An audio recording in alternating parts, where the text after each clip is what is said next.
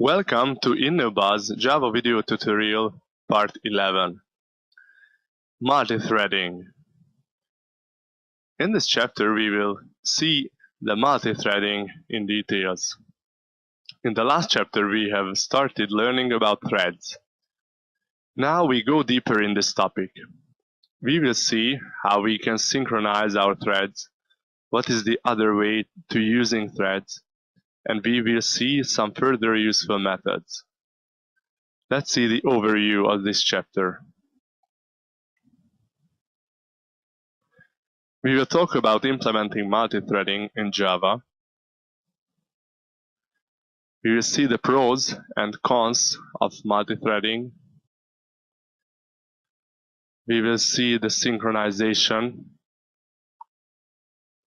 And we will also talk about some utility methods. Implementing multithreading. In the previous chapter, we have already seen how to extend thread class and how to implement runnable interface. This is the same thing that we have to do here with in multiple threading. So we have to create more than one thread and run them parallelly.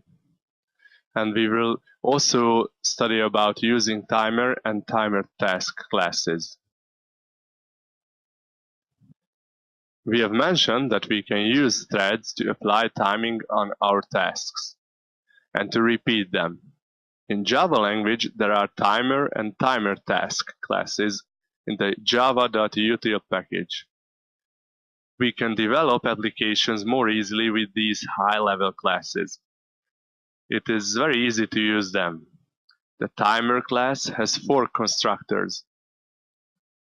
Each constructor starts a thread, but we can set the name of the thread and we can set to daemon 2.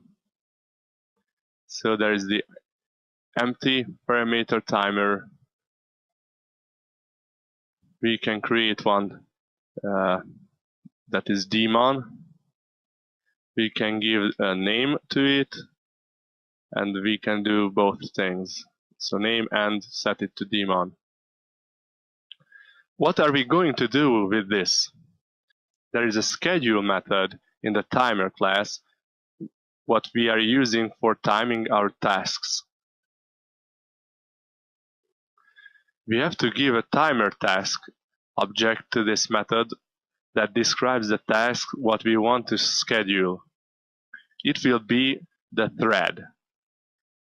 We can give other arguments for set the first time or to delay when the task starts. How is the timer task object look like? It is very familiar to that class what we have learned in the previous chapter because it is a thread. We should implement the run method as we did with threads, but it is extending the timer task class.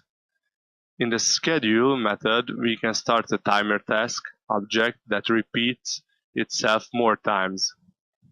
We just have to give the time period. We can terminate this thread with the cancel method of the timer class. In the previous chapter, we have seen the advantages of using threads in the first site. These were the task repeating and the parallel executing. We have to go deeper about the pros now about threads. Let's see them in short sentences like faster program by sorting tasks. Can pause program with sleep. Multiple tasks can be handled in parallel way. Automatically switch from one task to another. Improves the effectiveness of the application. Now let's talk about these sentences a little bit. Multiple threads run concurrently on the system. This way, multiple tasks can be handled at once. Processing can be done in the background so as not to interrupt the user. Multithreading exploits the fact that most of the time, in most of the programs, the task parts of the same program are either waiting for the other resources to become free or waiting for some timeout to occur. If these parts or tasks can be described as independent threads, they can run individually and they don't have to wait for the other threads to be completed. One can automatically switch from one task that is ready to wait to another task that is ready. In multithreading, different tasks perform different codes belonging to different threads. When the first thread performs a calculation, for example, the second thread can make a different one. This would give the notion of both the operation being performed simultaneously to the user and improves the effectiveness of the application. Let us now see the contrast about multiple threads. The main thing here is that when we create a program with multiple threads, it is becoming much more complex and complicated to write and also to understand. When we have more than one thread, it is harder to keep the right communication between the threads. So we should use threads carefully because there are some typical mistakes that a developer can make when uses threads. We will talk about these wrong codes now. For example, the threads are using the CPU on each other's expense. When we write a program that uses more than one thread, it is named concurrent software. And we can make our concurrent software less effective with threads. If they can't share well the CPU with each other, they cannot work together, or they are too many and just slowing each other. That is what the programmers know as starvation. When a thread is unable to gain a resource and just waiting for it too much time. That's why we should know when worth using threads. The second mistake that frequently happens during multi-thread programming is the thread interference. Before speaking about it, let us speak about the atomic actions. What is an atomic action? These are the actions that can only happen completely or they doesn't happen at all. So this means they cannot stop in the middle. For example, reading or writing a variable is an atomic action. But if we increase a variable, it consists of three atomic actions. The first is reading from memory, the second is increasing, and the third is writing back to the memory. It is important about the thread interference. We will talk about that. And now, just a little bit about the thread interference. We already know that the threads uses shared memory and can work on the same memory block. But what happens when we have more threads and they are using the same data? In this case, could come some unexpected situations. For example, when we are manipulating a variable with more thread and we think one thread already did his job, already finished his job, but it's not finished yet because it is still waiting for the CPU. But another thread has got the CPU and works on the data, but the value of this isn't executed yet by the other thread. So this is the thread interference. The threads are confusing each other. It can happen with inexperienced programmers, this situation when using multiple threads. And now to see why is it important to talk about the atomic actions, because the thread interference isn't concern them. They can be used without the fear of it. The other problem that we are going to talk about is the memory consistent error. This happens when a change is made by one of the threads in the memory on a variable or an object, but it is not visible for the other thread. There is also one similar program to them. This is called the deadlock. It isn't caused directly by the programmer.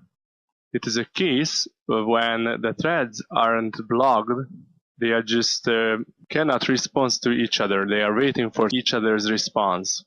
It is a little bit similar to situation in the real life when two people meet at a door and both of them wants to be polite and let the other go through the door first. And both of them are standing and waiting for the other to pass the door, and nothing happens.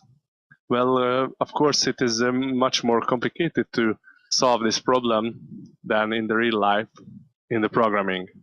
And the solution for all these problems is the synchronization that we are going to talk now. Now let's talk about synchronization. How can we synchronize things in Java language? We can synchronize methods with synchronize modifier. How does it work? It's very simple. When we call a synchronize method, it will log the method's object and will release it only when the method returns. No matter if the return is after a normal run or is after an uncaught exception. There is also a way to create synchronized code by using synchronized statements. In this case, we need to name the object on what we want to acquire the lock. If we use these, our program will be safer. But we have to be careful also with the synchronized methods and statements, because when we use them, it can lead us to starvation. These code lines are the first resource what the thread has to share with another thread. Of course, developers don't like starvation, but it is still a smaller problem than the blocking, the deadlock. So we have to be careful with the deadlock. But in the case of starvation, the threads aren't blocked. They are just working slowly. But when we have a deadlock, we can actually block the threads. And they will never end. They are going to be waiting forever.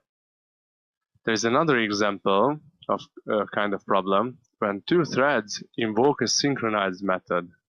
And the end of this method starts a new synchronized method that this cannot be reached by either one. We can avoid this kind of deadlock with another synchronization tool, with the guarded methods. When we use a guarded method, this means we put a condition at the start of the method and test when and which threads uses this method. A thread can wait for a notify while it cannot use the method which tested it. It works like this. We call the wait method of the objects class, and this thread stops while we are calling the notify or notify all method. And we could avoid the deadlock this way. So we have to use the wait, the notify, and the notify all methods. We can use the join method of the thread class too.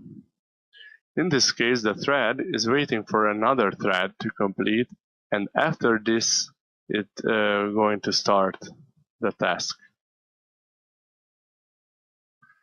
We have seen the problems which are the starvation, thread interference, deadlock, memory consistency error, but we have seen the solutions too.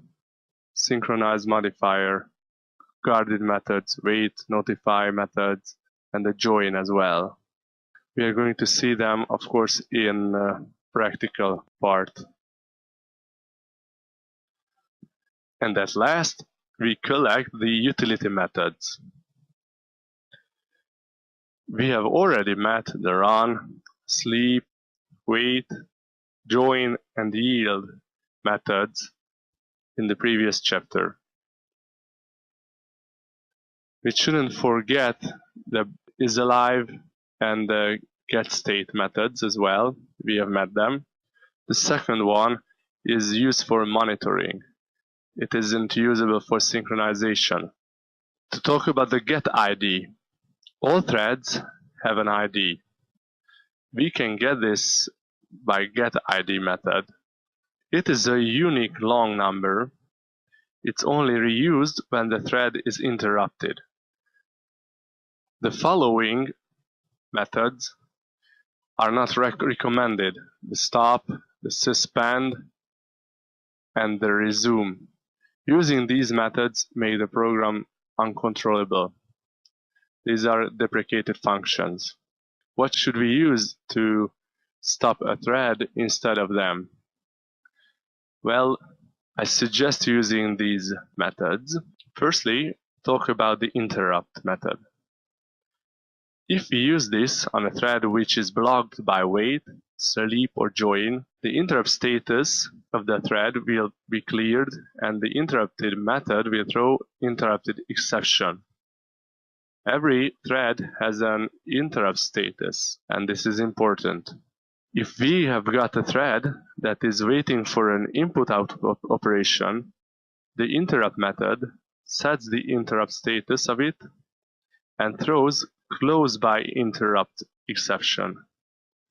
In other cases, the status will be set without exception. We can test our thread's interrupt status with the isInterrupted method. This gives us a boolean, true or false. And we can test with the interrupted method too, but this clears the status after the method call.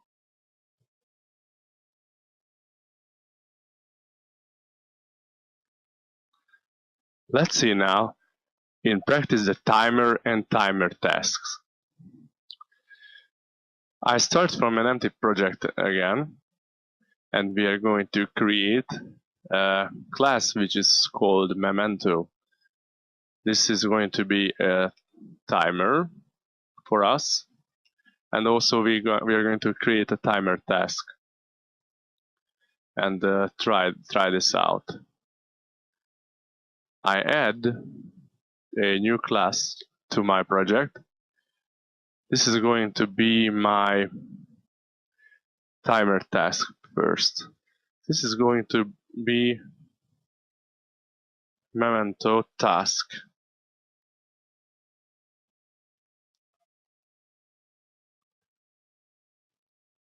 Inside the Memento task Java, I will use an import java.util, and what I'm going to write here is that it extends timer task. The timer task, which is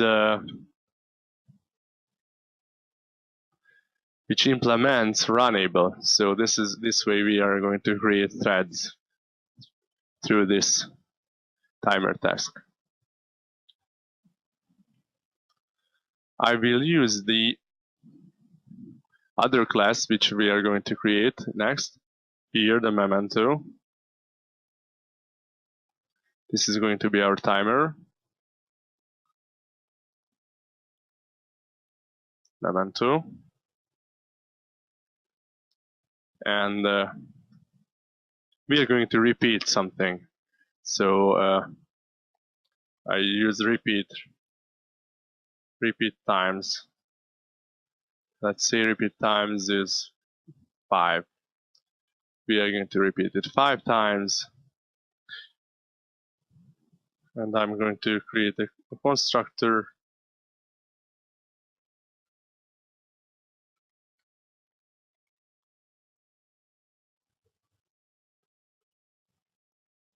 I'm going to get the Memento.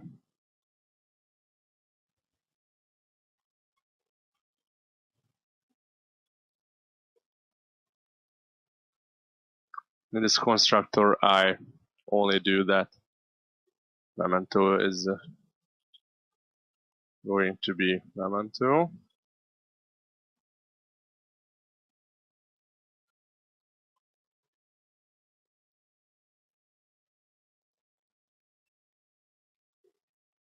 Okay, because we are going to use things from that. Okay, I still have to write the public void run.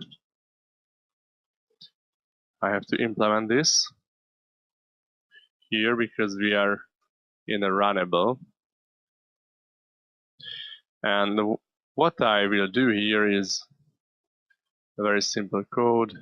If repeat times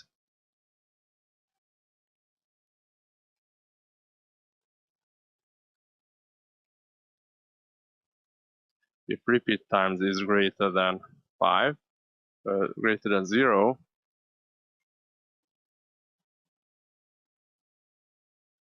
then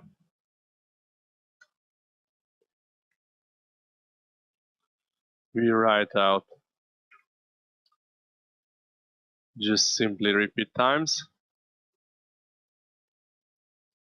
but I decrease it. So we will go down, it will be a countdown. Other ways, we just say that, well, no, we just say that go.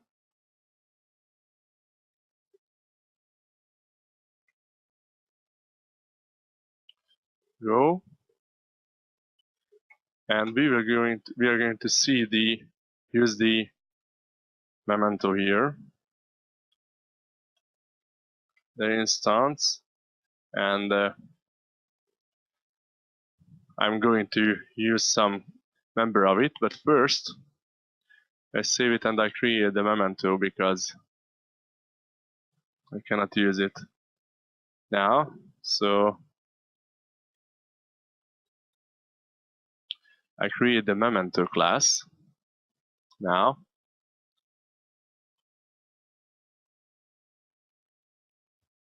In this, I also use the import because I'm using the util class, yes, and the util package. And what we are going to do is in this memento class is we will use a timer here that we were talking about. This is the timer, and of course I create a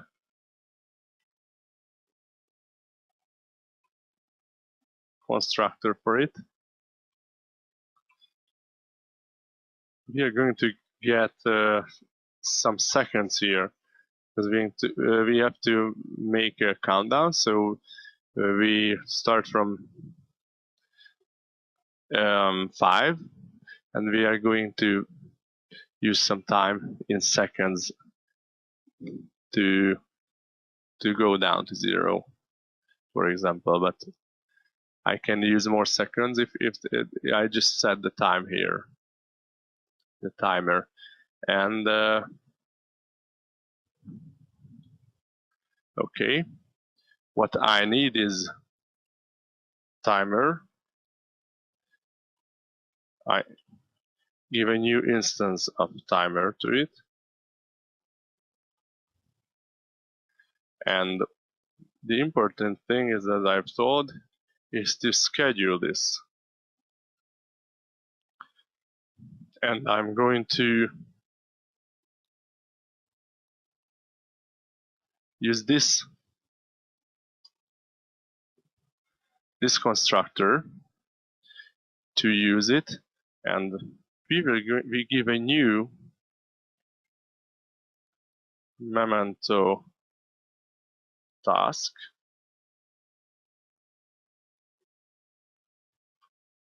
And as I've created it is going to use the memento. So I give the memento to it as an argument and set this to 0. This is the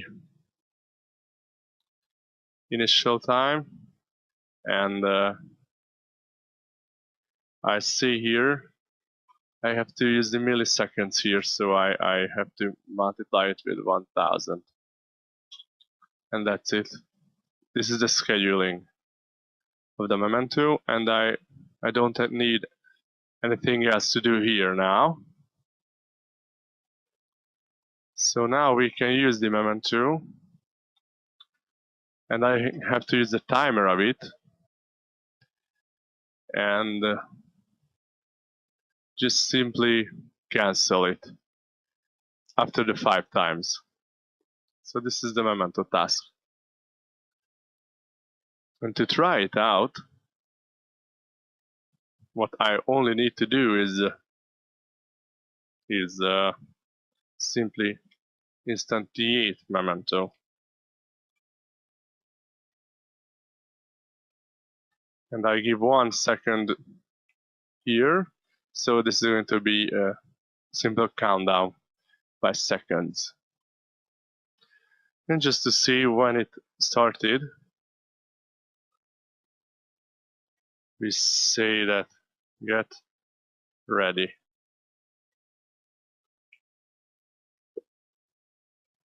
Okay. So we create a memento here.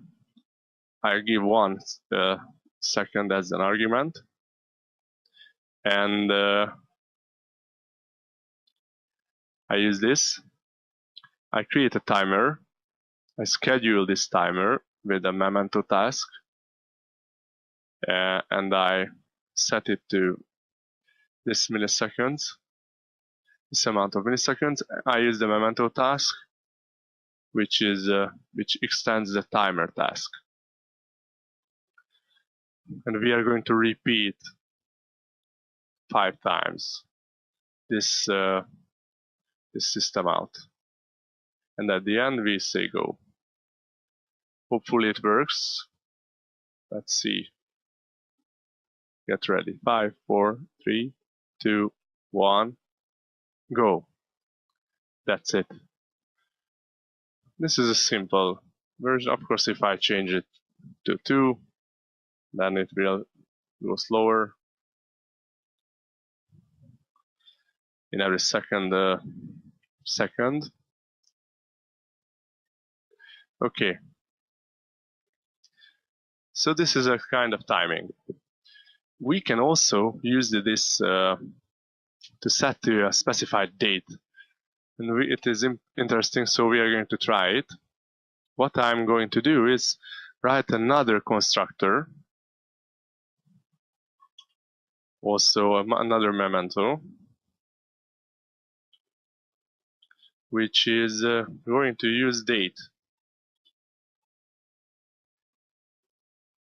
We are going to specify a time here,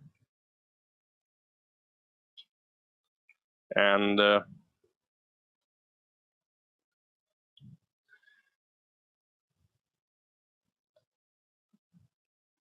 we are going to use the same thing, but another constructor.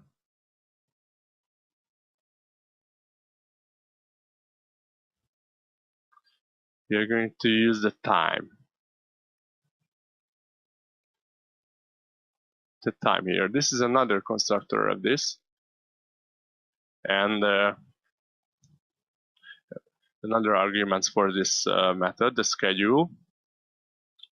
This way we can use a time. What I want to do is because I want to know if this memento is this seconds or use this the date. I just simply use a boolean here to make the difference. I call it date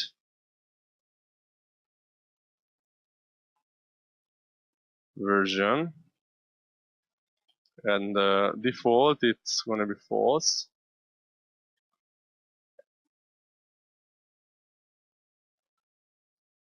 And what I do is set it to also to false here, but if we use the date, I set it to true. So this way we can know uh, which constructor we used, which kind of memento we have, because here we are going to check it. So I say that if our memento is date version, then we are going to do something, and else we are going to do this that we have done previously. So that's it. And what we are going to do here is simply write out something like, for example, take your medicines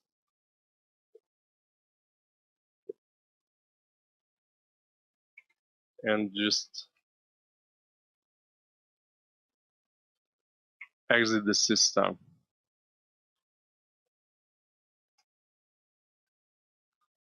with a 0. Just to exit the program, because what it will happen what we wanted, so we can exit the program. But to be able to test this, I still need to create I comment this part out,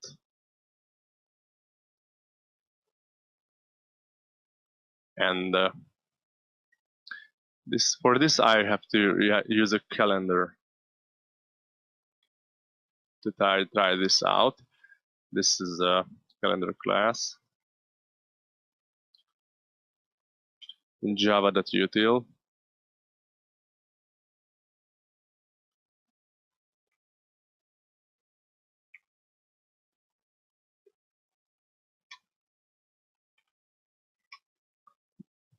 We can set the time that we want it to execute like this.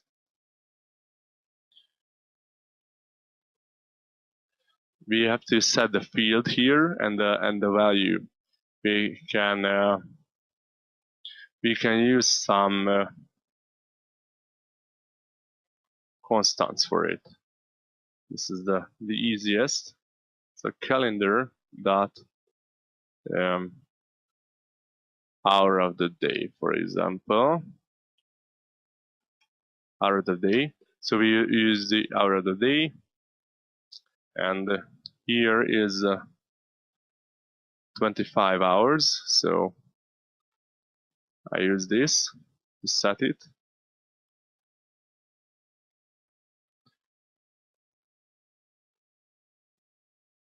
Okay, and I'm going to also use the minute.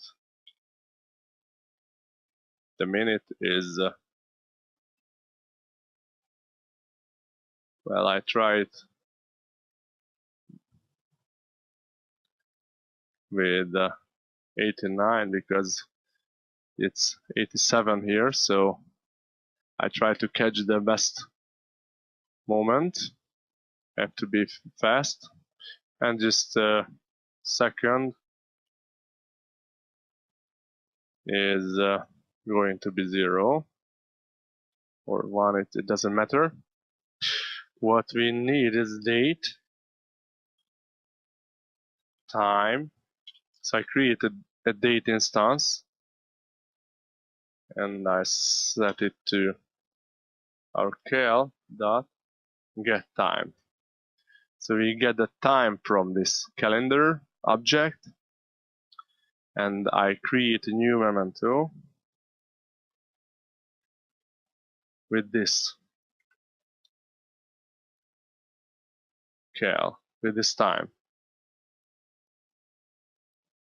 and that's it. And I can also write something out, like started or something. Okay, now check the time. It's well, it will be better to set it to 22 and 0 because the time has went on a little bit here. So I started quickly. I hope it's gonna be working. So it started. It's running now, and well, on my clock, it's in 1 minute. It has to write out our text. So here we can see that we created a calendar object, and we got the instance of the calendar class, and we have set the time, and it's take your medicines. So it is the right time. So after 26 seconds, we got the message that we wanted. 22 hours, 0 minutes and 1 second. And the program executed.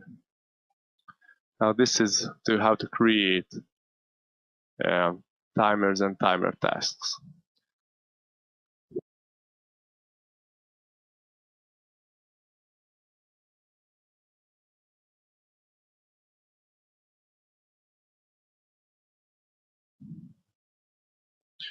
We are going to see an example for thread interference now, and solving this problem with the synchronized methods.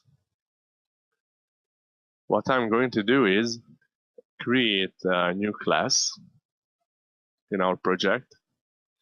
We started an empty project, and I create a new class which is going to be called thread interference. Thread interference.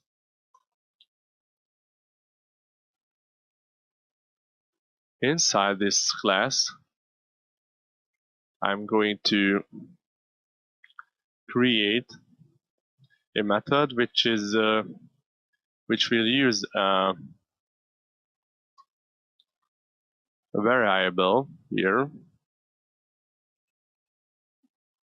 a counter. And in fact, I start this counter from 0, and simply we will play a little bit with this. I just create a public void sum method, which will get an integer.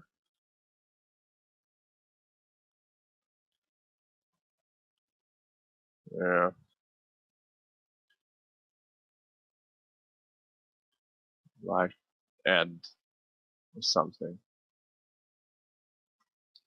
Okay, and our program will only do like when we enter it, we will always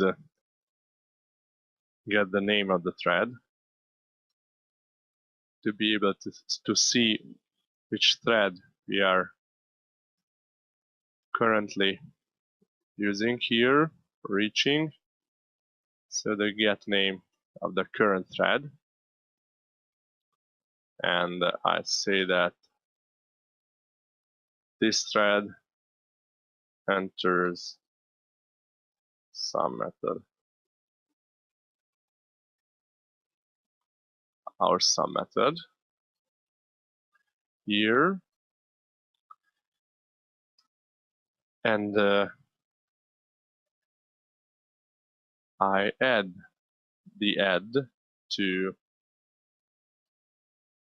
the counter here. And what I will still need is to write a while cycle here, which in here we are going to apply a little trick.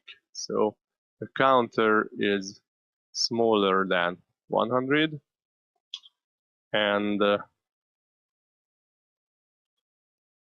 counter is greater than minus 100. So the counter has to be between minus and plus 100. This is the condition for the while. And what we do is simply write out the counter.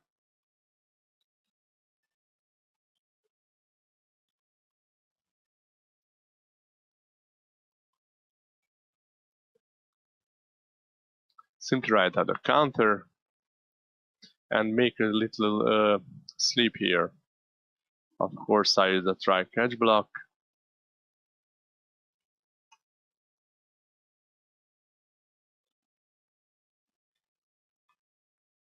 Just sleep like 20 milliseconds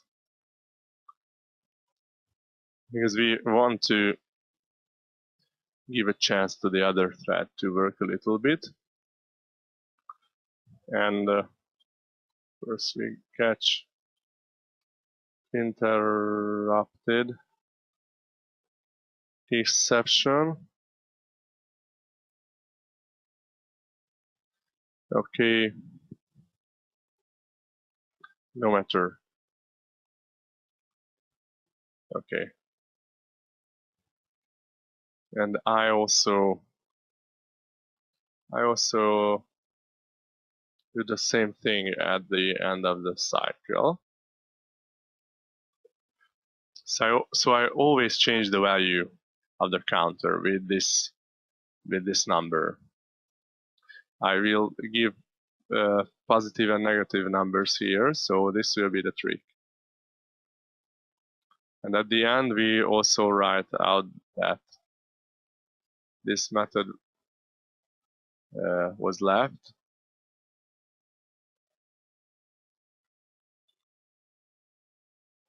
So this thread left the sum method. Now this is only that we have to do here. And the tricky thing will be the using of it.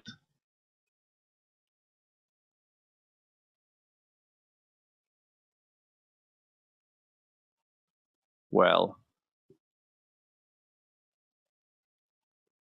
I'm going to create a final thread interference here.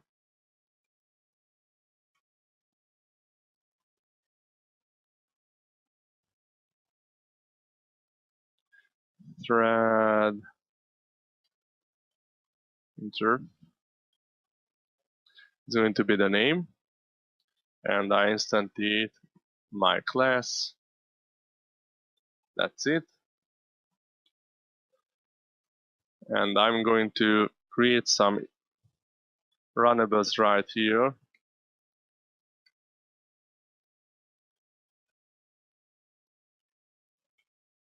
Like run 1. This is going to be an inner class.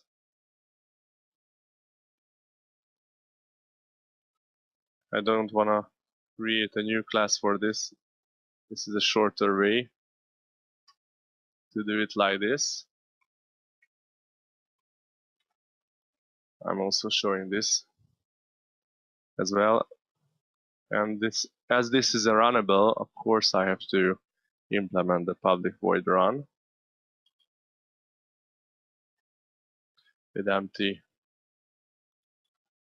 argument list. And we are going to call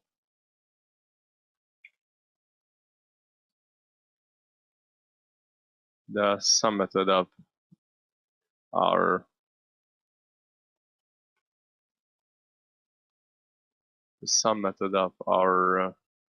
thread interface, thread interference. Yeah, of course I have to create a new instance like this. So some method. And first I use -3, for example. That's it. And what I want to do is create a thread here. The first thread, thread 1, is going to be a new thread. Of course. And of course I use run 1 here, and give a name like thread 1. That's it. And I start it.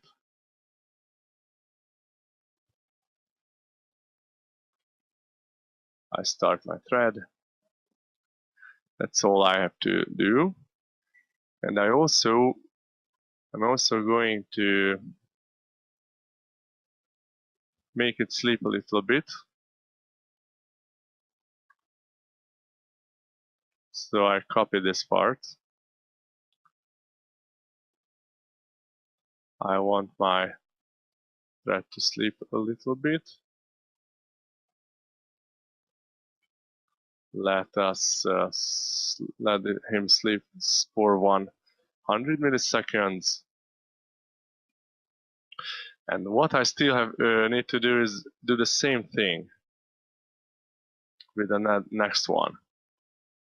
So this is the multi-threading, when we use at least 2 threads. Yes. And I use 3 here. And there's going to be another thread. We run 2, named thread 2. That's it. So the difference is between them that here I used +3, here I used -3. I hope I didn't type anything in a bad way. Well,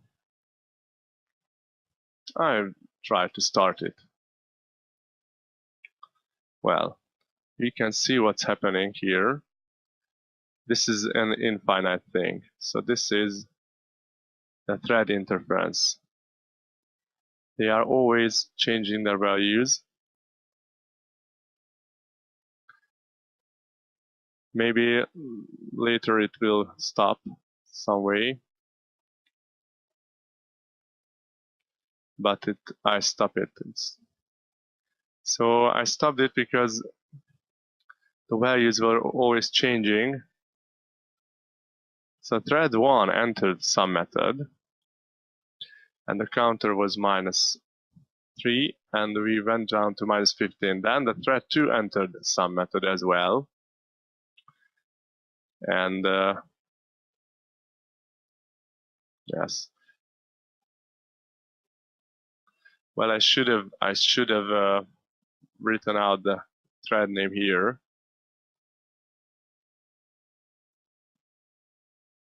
I guess,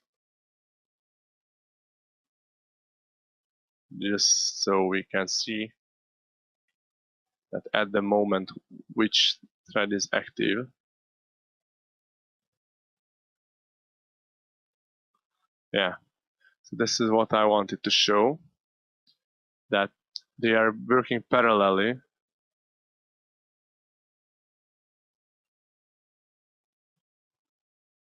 So one of them increases the counter, the other decreases it. So that's why we are stuck inside this cycle. We cannot get out this way. This is the thread interference. They use the same memory place, the same variable, and there's an interference here. Now the solution, as I've promised, is the synchronize a synchronized keyword, because this way these are going to be synchronized. So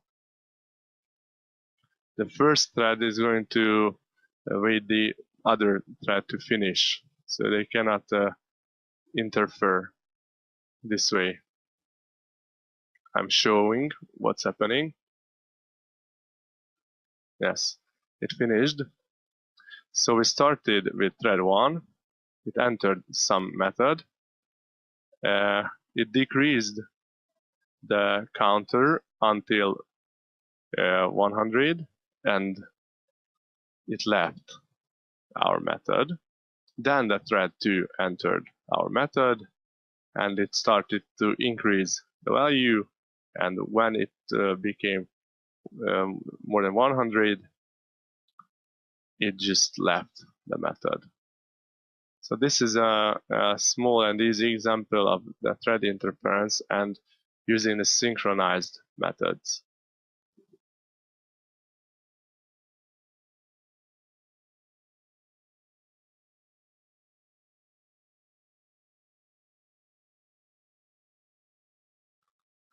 I still want to show another practice, another program part about some synchronizing ways in threads. It is going to be the wait and the notify, using wait and notify here. They are very important because they can allow us some communication between threads, and this way we can arrange the program better. It will do what we want it to do. For this, I'm going to create some classes here and use them from this simple test class. And I create a new class here, which is tester methods.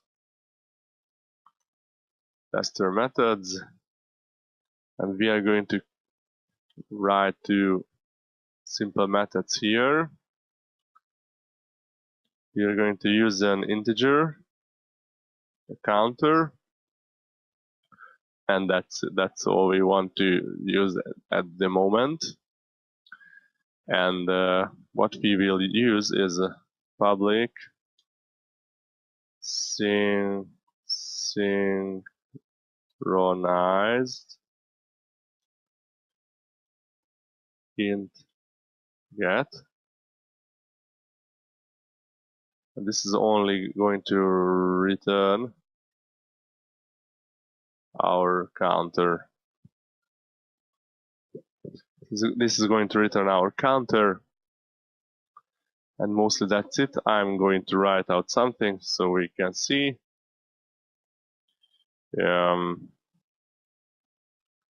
Yes, we can see is like get and the counter.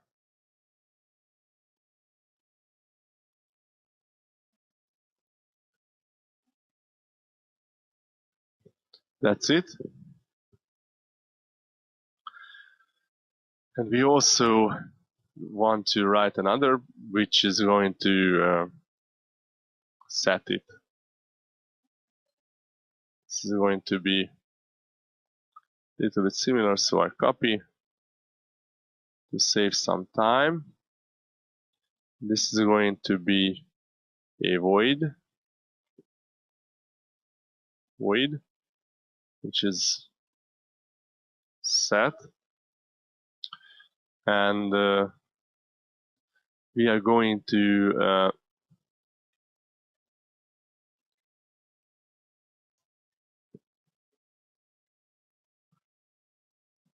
give a value to the counter, int.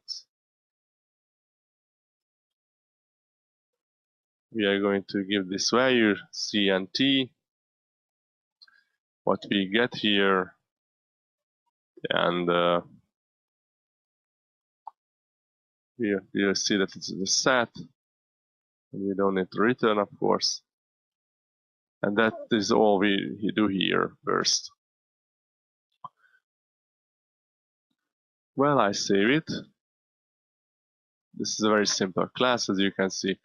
What we will need to do is create two other classes.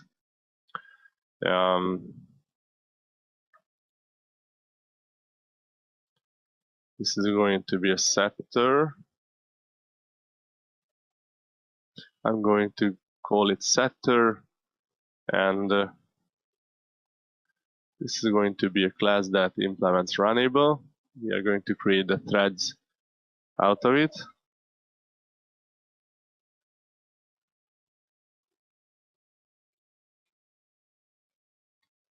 Implements runnable, and what we have to do here, of course, is to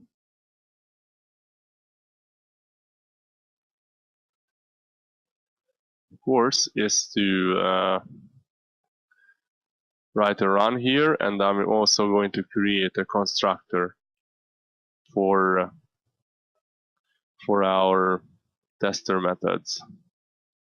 So we are going to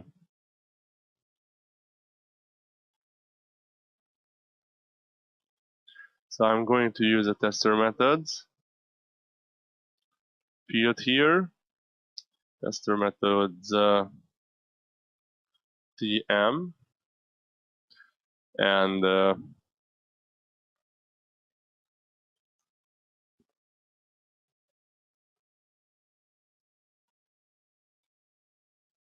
public setter.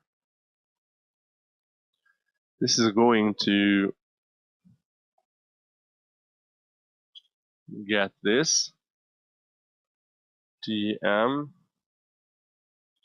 / copying. So this is going to get an argument, the tester method class. So we are going to save it for ourselves, and tm equals to tm underline, that's it. And yes, we are going to create a new thread.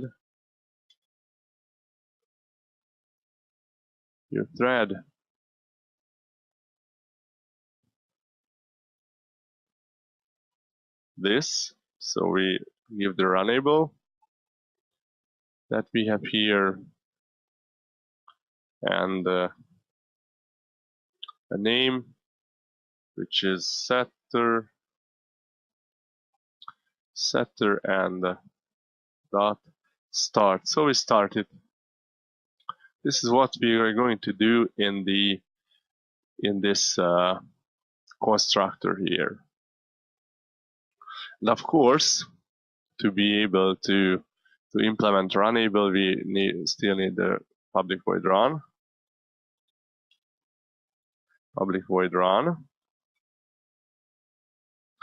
And this is going to do simple thing. We are going to have an integer like n or something, which starts from 0, and we will start a while cycle. This time I use an infinite loop just to show how it works. And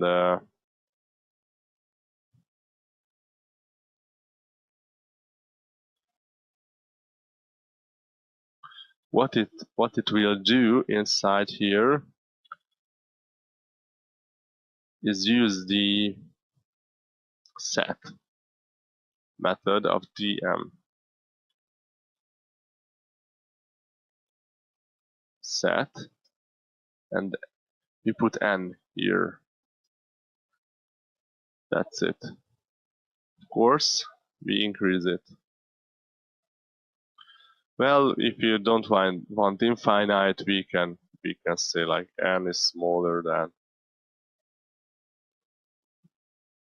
I don't know, 1000. It's okay. And that's it. That's it for our runnable class. This is also not very complicated at the first sight. Let's create another one, which I'm going to call getter. Getter, and I'm going to copy everything here and here, and of course change a little bit.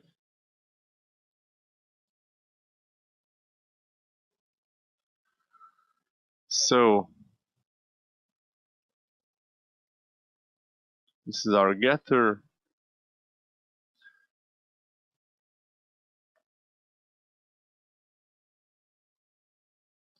This is our getter, and we are going to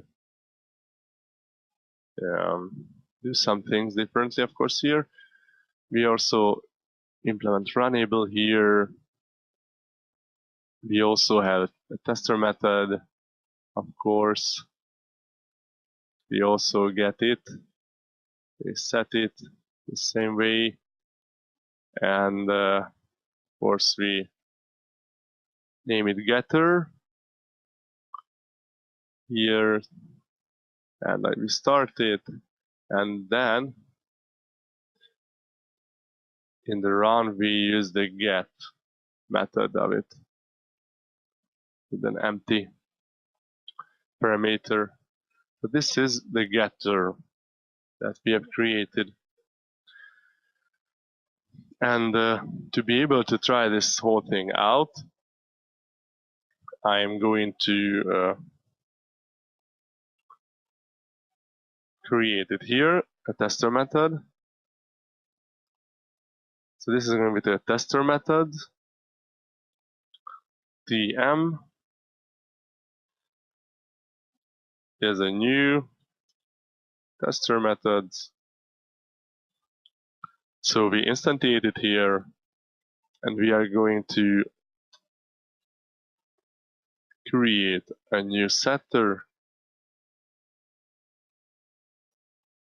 with this tm,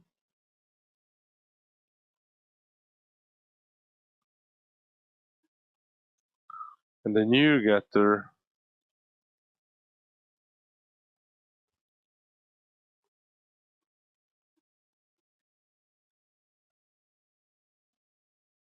okay. So this way we created them, and we are going to see the output. So I save it, and we see what it does. So with the setter, this is going to be a thread that we run in a cycle. Well, I want to change something in here. Yes, I put the plus plus here, so this will run 1000 times, just like the other one. Okay. So this will run, and this is going to set the values here, the value of the counter, and this is going to get the value of the counter, the other one. So one of them sets the value, one of them gets. So we have to see that the values are increasing. We set it and get it, set, get, set, get. That is what we in fact have to see. Well, let's run it. Okay. Okay, I scroll it up. We say set 0, set 1, set 2, set 3, set 4, set 6, and the set goes like this. It goes on, goes on, goes on.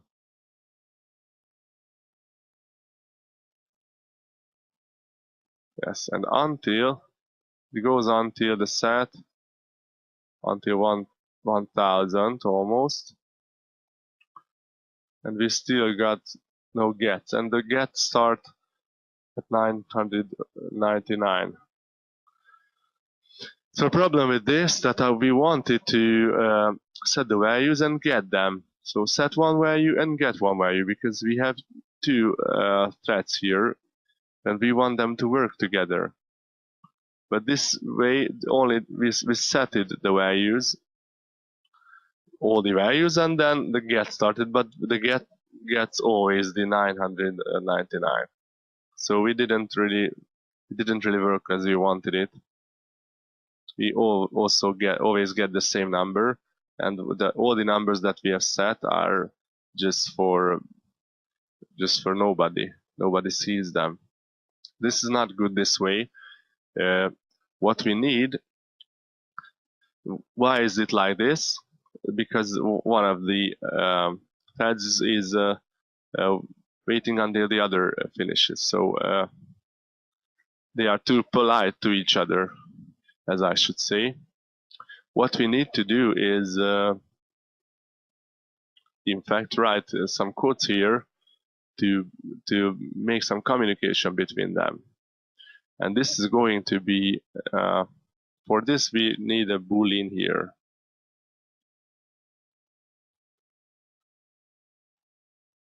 Boolean as a like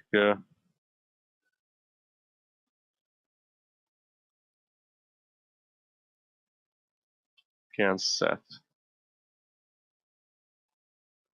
something like this. This is going to be false by default, and we will use it here. The followings: if we cannot set,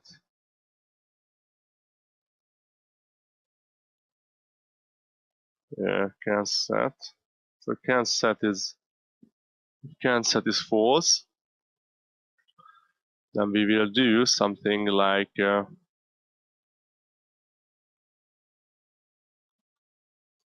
waiting. So I write a try catch block here because we are going to write the wait here.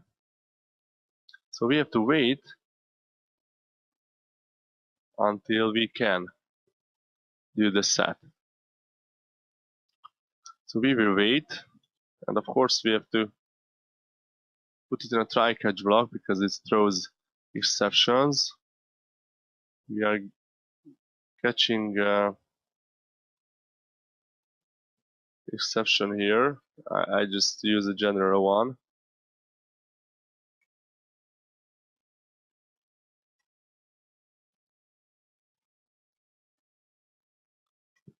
Okay,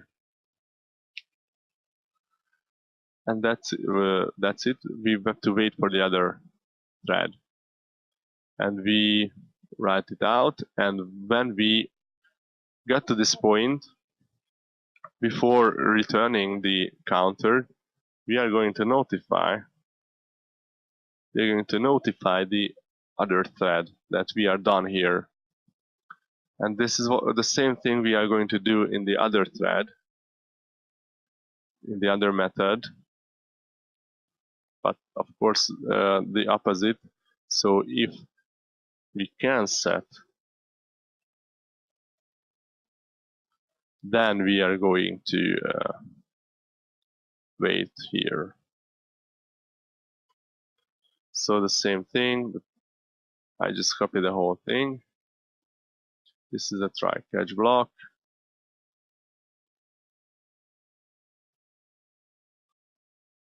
That's it. So we are going to wait for the other one, the other thread.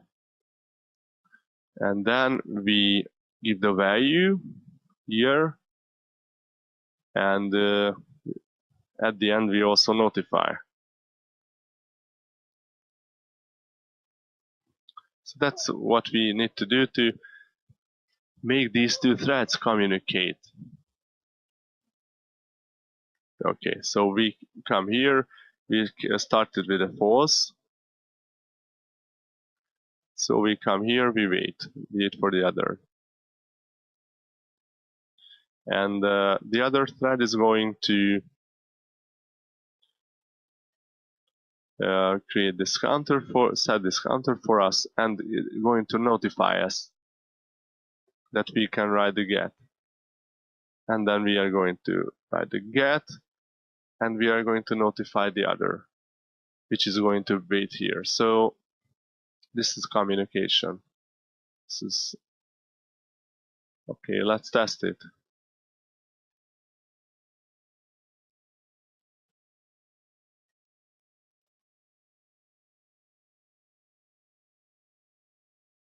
Well, something is not working as I wanted it to do. It's just sets here.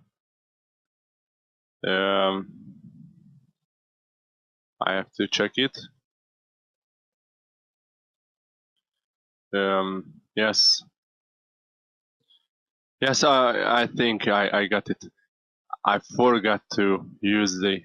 I'm using the can set boolean, but I'm not setting it. I forgot this very important line that when we use the get and the set, we have to change the value of it, of course. So when I use the get, I have to